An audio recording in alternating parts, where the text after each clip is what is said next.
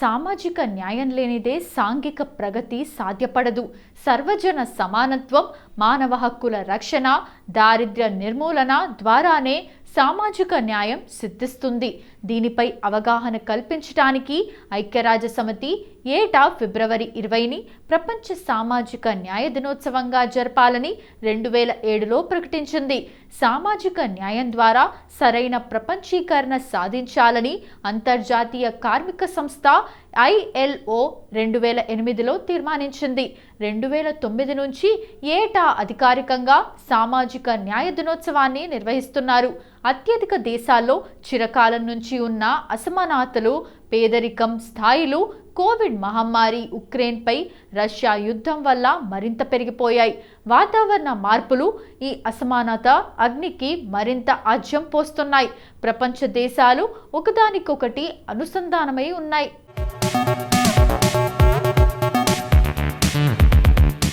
ఒక చోట సంభవించే పరిణామాలు మిగతా దేశాలపైన ప్రభావం చూపుతున్నాయి.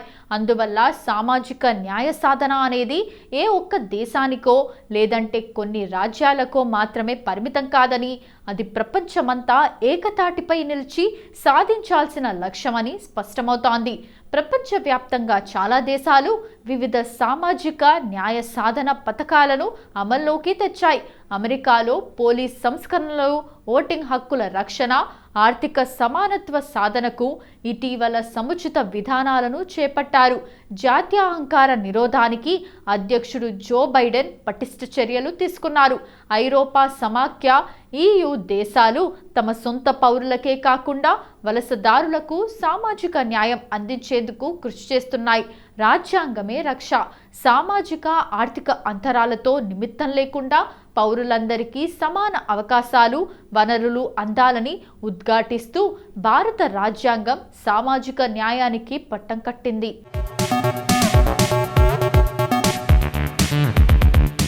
సామాజిక న్యాయ సాధనకు చేసే చట్టాలన్నిటికీ రాజ్యాంగమే మూలాధారం. ప్రాథమిక హక్కులు, ఆదేశిక సూత్రాలు పౌరులందరికీ సమానంగా వర్తిస్తాయి. విద్యా, ఉద్యోగాల్లో బడుగు వర్గాలకు రిజర్వేషన్లు కల్పించడం, షెడ్యూల్డ్ కులాలు, తెగలపై అత్యాచారాల నిరోధానికి 1989లో చట్టం చేయటం సామాజిక న్యాయ సాధనకు సోపానాలే. పౌర హక్కుల రక్షణ చట్టం మరో కీలక మలుపు.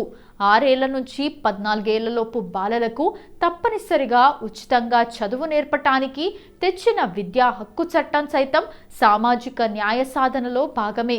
సామాజికంగా, ఆర్థికంగా వెనుకబడిన వర్గాల పిల్లలకు అన్ని ప్రభుత్వ, ప్రైవేటు విద్యాసంస్థలు 25% సీట్లు కేటాయించాలని ఈ చట్టం నిర్దేశిస్తోంది.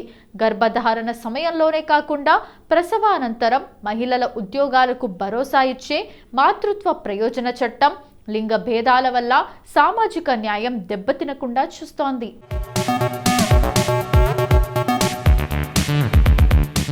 ముస్లింలలో 3 సార్లు తలాక్ చెప్పి భార్యలకు విడాకులిచ్చే ఆచారాన్ని నేరంగా పరిగణిస్తూ 2019లో తెచ్చిన ముస్లిం మహిళల వివాహ హక్కుల రక్షణ చట్టము సామాజిక న్యాయానికి తోడ్పడేదే.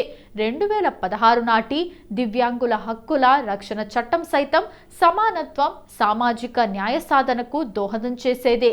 పౌరులకు పని హక్కు, సామాజిక భద్రత పొందే హక్కు ఉన్నాయని రాజ్యాంగం ఉద్ఘాటిస్తోంది. వివిధ కేసుల్లో సుప్రీంకోర్టు ఇచ్చిన కీలక తీర్పులు సామాజిక న్యాయాన్ని ముందుకు తీసుకుపోతున్నాయి.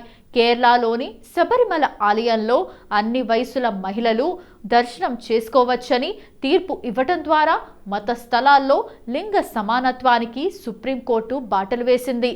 2018లో భారత శిక్షా స్మృతి IPC 377 సెక్షన్ను కొట్టివేయడం ద్వారా స్వలింగ సంపర్కం నేరం కాదని సుప్రీం తీర్పు చెప్పింది.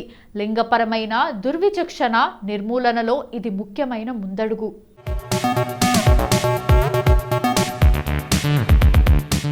న్యాయ సహాయ కేంద్రాల ఏర్పాటుకు సర్వోన్నత న్యాయస్థానం ఊతమిచ్చింది. కోర్టుల వెలుపల వివాదాల పరిష్కారానికి ప్రత్యేక ఏర్పాట్లు చేసింది. తద్వారా అందరికీ సులభంగా న్యాయం అందే వెసులుబాటు కల్పించింది. సామాజిక న్యాయ సాధనలో ఇది ముఖ్యమైన ముందడుగు. మానవులతో పారిశుద్ధ్య పనులు చేయించడం మాన్పించి వారికి పునరావాసం కల్పించాలని 2021లో ఇచ్చిన తీర్పు బడుగు వర్గాలకు సామాజిక న్యాయం అందించటానికి ఎంతగానో దోహదపడుతుంది. మహాత్మా గాంధీ గ్రామీణ ఉపాధి హామీ పథకం, స్వచ్ఛ భారత్, బేటీ బచావ్ బేటీ పడావ్ వంటి కార్యక్రమాలతో భారత ప్రభుత్వం సామాజిక న్యాయ సాధనకు కృషి చేస్తోంది. సమన్వయంతో సాగితేనే ప్రాదేశిక, సామాజిక, రాజకీయ, ఆర్థిక, సాంస్కృతిక రంగాల్లో అసమానతలకు తావు లేకుండా చూస్తూ సమాన అవకాశాలు కల్పించడం ద్వారా సామాజిక న్యాయం సాధించాలి. అందుకోసం ప్రభుత్వ, న్యాయ వ్యవస్థలు సమిష్టిగా పాటుపడాలి.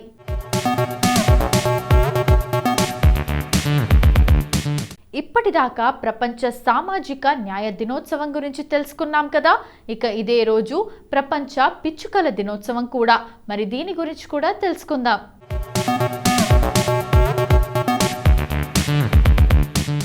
ప్రపంచ పిచ్చుకల దినోత్సవాన్ని ప్రతి సంవత్సరం ఫిబ్రవరి 20న జరుపుకుంటారు.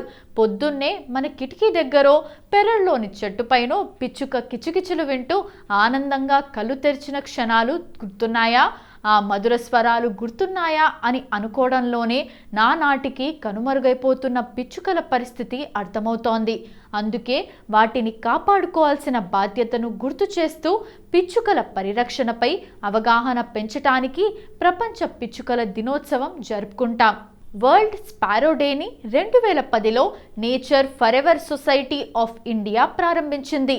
ప్రతి ఏడాది ఏదో ఒక థీమ్ ఉంటుంది. ఐ లవ్ స్పారోస్ ఇదే ప్రపంచ పిచ్చుక దినోత్సవం 2026 అధికారిక థీమ్. ఇది పిచ్చుకలు, మనుషుల మధ్య ప్రేమను, పర్యావరణ పరిరక్షణలో పిచ్చుకల బాధ్యతను గుర్తు చేస్తుంది.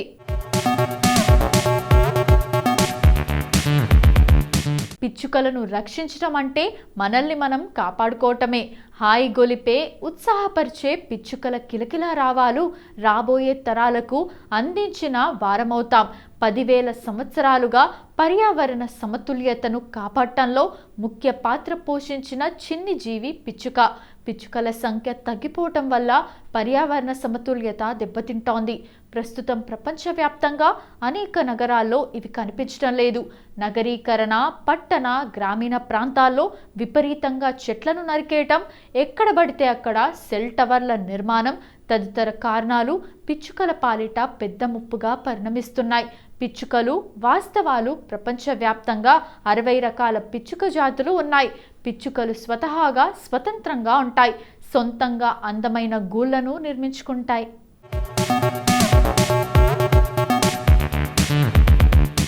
పిచ్చుకల సగటు వయసు 4 నుండి 5 సంవత్సరాలు. పిచ్చుకలు చూడటానికి బుల్లి పిట్టలే కానీ పర్యావరణ వ్యవస్థలో చాలా కీలక పాత్ర పోషిస్తాయి.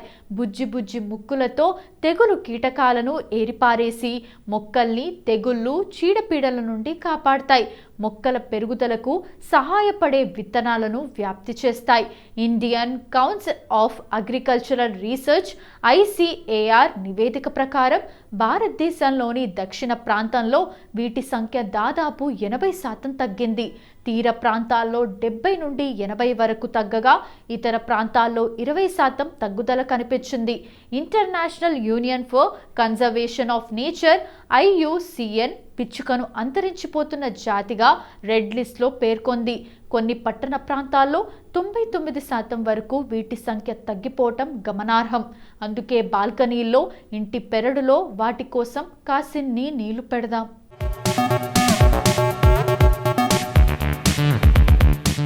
బర్డ్ ఫీవర్ను ఉంచి వాటిల్లో కొన్ని బియ్యం గింజలు లేదంటే మనకు అందుబాటులో ఉన్న ఇతర తృణధాన్యాన్ని వాటికి ఆహారంగా అందిద్దాం. హే పిచ్చుక, గూడు కట్టుకో అని ఆహ్వానిద్దాం. పిచ్చుకలు ఒకనాడు పంట చేలల్లో పల్లె ముంగిళ్లలో ధాన్యపు రాసుల్లో కిలకిలమంటూ సందడి చేసేవి. నాడు గ్రామాలలోని ఇళ్ల ముంగిట ఇవి గుంపులుగా వాలటం, ఏదో అలికిడి అవ్వగానే తుర్రుమని ఎగరటం వంటి దృశ్యాలు సందడిగా చూడముచ్చటగా ఉండేవి. ఇవి దిగుడు బావుల్లోకి వేలాడుతున్న చెట్లపై కట్టుకున్న గూళ్ళు చాలా అద్భుతంగా ఉండేవి. ఇవి పూరిళ్ల చూరులలో గూళ్ళు కట్టుకొని జనావాసాలతో మమేకమై ఉండేవి. మానవుడు పెంచుకుంటున్న సాంకేతిక పరిజ్ఞానం వీటి మనుగడకు శాపంగా మారింది. సెల్ తరంగాల రేడియేషన్, కాలుష్యం కారణంగా ఇవి ప్రకృతి నుంచి కనుమరుగవుతున్నాయి.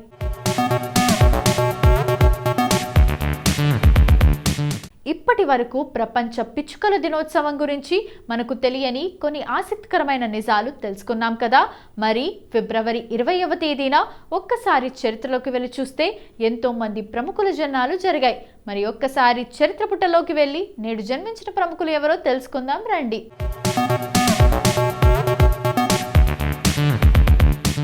జియా ఖాన్ ఒక హిందీ సినీ నటి. జన్మతః బ్రిటిష్ పౌరాలు. నటించింది కేవలం 3 చిత్రాలైనా బాగా పేరు తెచ్చుకుంది. 25 ఏళ్ల చిన్న వయసులో ఉరేసుకొని ఆత్మహత్య చేసుకుంది. జియా ఖాన్ 1988 ఫిబ్రవరి 20న న్యూయార్క్ నగరంలో ఒక ముస్లిం కుటుంబంలో జన్మించింది. 2007లో 18 ఏళ్ల వయసులో రామ్ గోపాల్ వర్మ నిశ్శబ్ద్ చిత్రంలో అమితాబ్ బచ్చన్ సరసన కథానాయికగా సినీ రంగ ప్రస్థానం ప్రారంభించింది. ఈ చిత్రం పరాజయం పాలైన చిత్రంలో ఈవిడ నటన విమర్శకుల ప్రశంసలు అందుకుంది.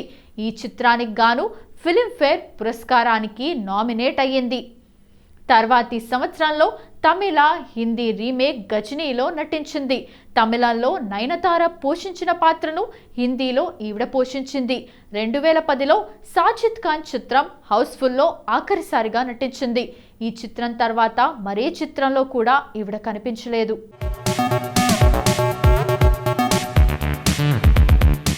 పత్రలేఖ పాల్ భారతీయ నటి. ఆమె దర్శకుడు హన్సల్ మెహతా హిందీ చిత్రం సిటీ లైట్స్ రాజ్ కుమార్ రావుతో కలిసి తన అరంగేట్రం చేసింది. పత్రలేఖ మేఘాలయలోని షిల్లాంగ్లో బెంగాలీ కుటుంబంలో చార్టర్డ్ అకౌంటెంట్ తండ్రి, గృహిణి తల్లి పాప్రి పాల్కు 1989 ఫిబ్రవరి 20న జన్మించింది. పత్రలేఖ రాజ్ కుమార్ రావు సరసన సిటీ లైట్స్ డ్రామాలో ప్రముఖ పాత్రతో సినీ రంగ ప్రవేశం చేసింది. హన్సల్ మెహతా దర్శకత్వం వహించిన ఈ చిత్రం రాజస్థాన్లో నివసిస్తున్న ఓ పేద జంట జీవనోపాధి కోసం ముంబైకి వెళ్లిన కథను చెబుతుంది. తక్కువ బడ్జెట్తో రూపొందించబడిన ఈ చిత్రం వాణిజ్యపరంగా విజయవంతమైంది. విమర్శకుల నుండి ఆమెకు సానుకూల సమీక్షలు వచ్చాయి.